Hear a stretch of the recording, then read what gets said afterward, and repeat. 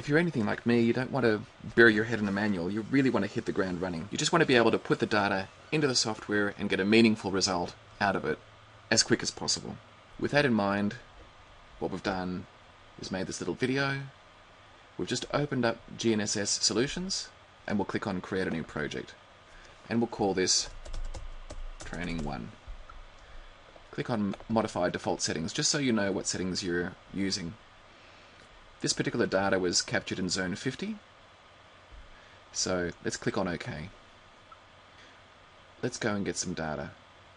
What we're going to do is just click on Import Raw Data from Files. In here I've put the base station data into a folder, the rover station data into another folder, and then I've created a third folder called Both. I'm going to select all of the files that we've got there, which are all of the files from rover and base, and click on Open. Let's click on OK to import and process baselines. At this stage, it's probably worth having a look at the time view. We can see that we have a nice clear base station data set, and here we have all of the points around the mine site. Moving down here to process, we're going to define a control point. This is the reference mark, and this easting and northing is correct, and that is the ellipse height. If these values are different, you can change them now. Click on OK. Process all baselines.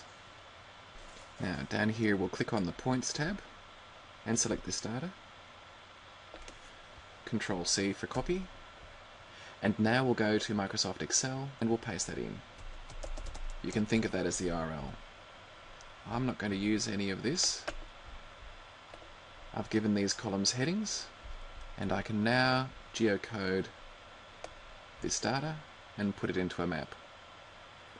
Now this little training exercise is really a way of showing what can be done with Camtasia and how it can make the training exercise easier for everybody.